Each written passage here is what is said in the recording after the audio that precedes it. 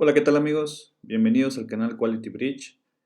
Los saluda René Bridge. El día de hoy vamos a ver un tema en particular que es la introducción al diseño de experimentos. Este material está desarrollado basándome en el libro de Humberto Gutiérrez Pulido y Román de la Vara Salazar, Análisis y Diseño de Experimentos, un libro muy bueno que ampliamente lo recomiendo para estudiantes ya sea de ingeniería industrial o de maestría en donde vean precisamente estos temas, ¿no? O en general en cualquiera de las carreras de ingeniería o administrativas en donde puedan ver lo que es el diseño de experimentos. Entonces, primero que nada, ¿qué es el diseño de experimentos? De acuerdo a estos autores, Gutiérrez Pulido y Román de la Vara Salazar, definen este diseño de experimentos como la aplicación del método científico para generar conocimiento acerca de un sistema o proceso por medio de pruebas planeadas adecuadamente. Según Gutiérrez Pulido y Román de la Vara Salazar, esta metodología se ha ido consolidando como un conjunto de técnicas estadísticas, fíjense aquí muy importante, técnicas estadísticas y de ingeniería que permiten entender mejor situaciones complejas de relación causa-efecto.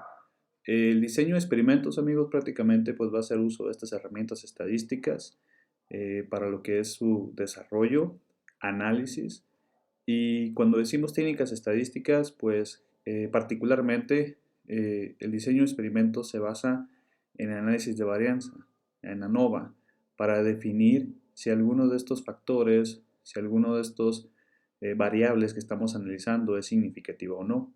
Ya hablaremos de eso más adelante o incluso en otro video tutorial. De momento el propósito es dar una breve introducción al diseño de experimentos.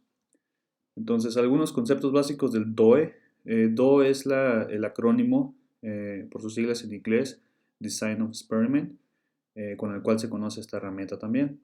Entonces, algunos conceptos básicos que tenemos aquí es, por ejemplo, lo que es el experimento como tal. Entonces, esto es un cambio en las condiciones de operación de un sistema o proceso, el cual se hace con el objetivo de medir el efecto del cambio en una o varias propiedades del producto o resultado. También tenemos otro concepto básico que es la unidad experimental. Aquí pues es muy sencillo, prácticamente una unidad experimental son aquellas piezas o muestras que utilizamos para generar un valor que sea representativo del resultado de la prueba. Algunos conceptos básicos adicionales tenemos lo que es la variable de respuesta. Esta variable de respuesta es prácticamente la cual o por medio de vamos a conocer los efectos de cada una de las pruebas experimentales. Y a su vez tenemos factores que pueden ser controlables y no controlables.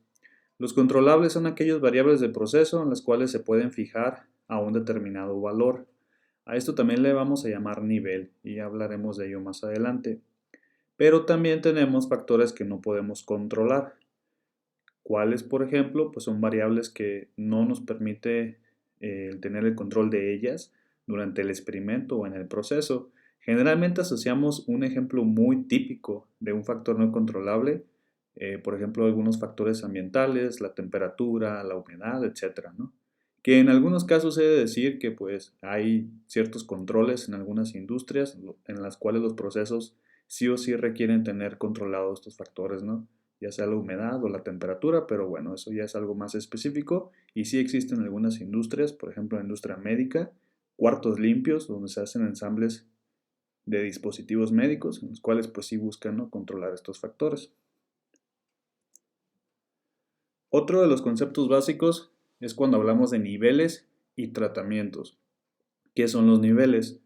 Son los diferentes valores que se asignan a cada factor estudiado en un diseño experimental. Y por tratamiento entendemos que es la combinación de niveles de todos los factores estudiados, pues los llamamos comúnmente tratamientos, ¿verdad? Va a quedar más claro esta explicación en la siguiente tabla. Por ejemplo, nivel de velocidad. Aquí el valor de 1 y 2 representan esos niveles para esa característica o para esa variable o factor de velocidad. Puede ser que definamos como un nivel 1 una velocidad de 30 RPM, como un nivel 2 una velocidad de 60 RPM. Entonces prácticamente cada uno de estos niveles va a tomar un valor fijo o específico, perdón. Entonces aquí simplemente están denotados como 1 y 2. ¿Sí? Luego tenemos nivel de temperatura. Si se fijan en la misma dinámica, vamos a tener un nivel de temperatura 1, un nivel de temperatura 2 para este ejemplo en particular, tomando en cuenta que tanto velocidad y temperatura pues son factores, ¿verdad? De esta matriz, de este diseño, ¿no? que se plantea aquí en este ejemplo. Nivel de temperatura 1 puede ser un valor fijo de temperatura, por ejemplo, 50 grados Celsius. Un nivel 2 de temperatura, 100 grados Celsius.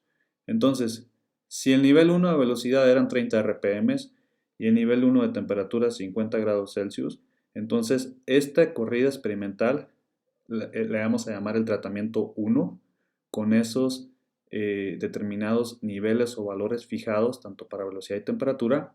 Este se puede llamar el tratamiento 1, que a su vez incluye ese nivel de velocidad de 30 RPM y ese nivel de temperatura de 50 grados Celsius. Un tratamiento 2 puede ser cuando ya uno de estos factores cambia el valor de su nivel, y en este caso el nivel 2 dijimos para velocidad era 60 RPM, por ejemplo, y el nivel de temperatura permanece igual, no cambia este factor, es de 50 grados Celsius, ¿no? Entonces este tratamiento es completamente diferente al anterior y le podemos llamar el tratamiento número 2. El tratamiento número 3, ¿cómo creen que quede? Regresamos en velocidad al nivel anterior, al nivel 1, que son 30 RPM, pero ahora el nivel de temperatura cambia al nivel 2, que dijimos arbitrariamente que era 100 grados Celsius, por ejemplo. Entonces este tratamiento se convierte en uno completamente nuevo, diferente a los dos previos realizados antes, valga la redundancia, y este sería el tratamiento número 3. El tratamiento número 4 se daría en este ejemplo en particular cuando trabajemos con el nivel 2 de velocidad, 60 RPM, y el nivel 2 de temperatura, que son 100 grados Celsius. Entonces este es el tratamiento 4. Luego tienen la columna denotada por Y. Y comúnmente lo asociamos a la variable de respuesta. Entonces cada uno de esos tratamientos va a tener una respuesta en particular dependiendo del setup que le dimos a este tratamiento en los niveles de los factores en estudio. ¿De acuerdo? Luego hay otro concepto importante que es tipos de errores. Vamos a encontrar dos tipos de errores en el diseño de experimentos, el error aleatorio y el error experimental.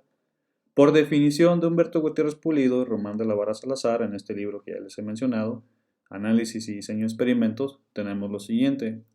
El error aleatorio es la variación observada que no se puede explicar por los factores estudiados y resulta del efecto de los factores no estudiados y del error experimental. Por otra parte, el error experimental es un componente del error aleatorio, que refleja los errores del experimentador en la planeación y ejecución del experimento.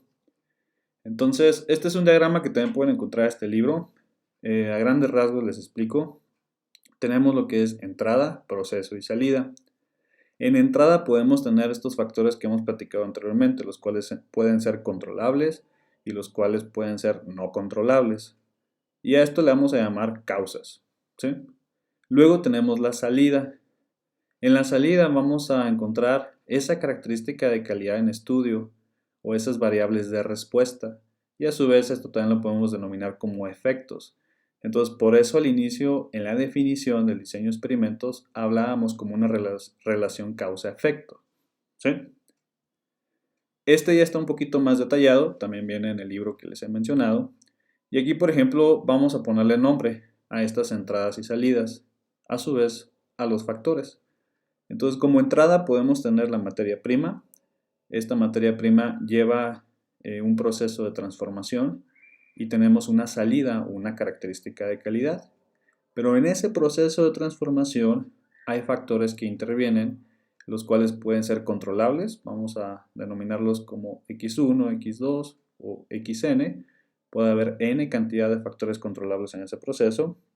Y vamos a llamar a los no controlables, también llamados factores de ruido, como Z, donde va de Z1 a Z2, igualmente hasta Zn, N cantidad de factores de ruido en este proceso.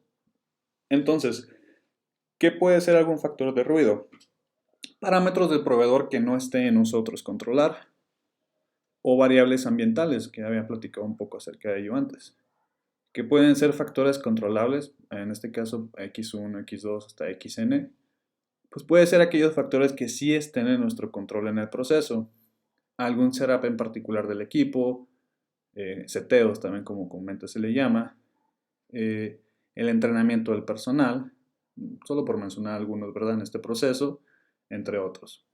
Y la salida o característica de calidad, por mencionar algunos también ejemplos, puede ser que esperemos una cierta dureza, un diámetro también como salida o característica de calidad, un microacabado, ¿no? También, o puede ser incluso costo, ¿verdad? Entonces, este es un diagrama que explica a grandes rasgos esa relación entre entrada, proceso y salida, y lo pueden encontrar también en este libro. Luego tenemos ya para el desarrollo del DOE, o el diseño de experimentos, las etapas que intervienen. Primero que nada tenemos desde la planeación y realización, vamos a llamarlo aquí desde el paso 1 hasta el 6. Entonces el primer paso es siempre entender y delimitar cuál es el problema en cuestión, el problema en estudio. El paso 2 es elegir la variable de respuesta, verificar se mida de la forma correcta, y esto es bien importante. Supongamos que ustedes eligieron como variable de respuesta esa dureza que veían en el ejemplo del diagrama anterior. Entonces, ¿cómo nos vamos a asegurar de medir esa variable de respuesta, esa dureza, de la forma correcta? Entonces tenemos que revisar el método de medición, el instrumento de medición y garantizar que lo que estamos obteniendo pues son datos que dan certidumbre para un análisis posterior, ¿verdad? Luego tenemos el paso número 3, determinar los factores a estudiar y o investigar. Y muchas veces en este caso, cuando determinamos los factores, se puede hacer también tomando en cuenta la expertise, ¿verdad? Del equipo de trabajo. Puede ser que mediante la experiencia del día a día, algunos de los miembros del equipo de trabajo que están trabajando en un diseño de experimentos en particular, aporte desde su expertise, pues qué factores pudieran estar relacionados a esta variable en estudio. Muchas veces también pues se tiene que hacer a través de la investigación, etc. El paso 4, seleccionar los niveles de cada factor y el diseño de experimento. Ya habíamos platicado de qué era el nivel, son valores fijos que se asignan a cada factor. En la literatura van a encontrar que les llaman nivel bajo, nivel alto. En la tabla anterior que veíamos le llamábamos nivel 1, nivel 2.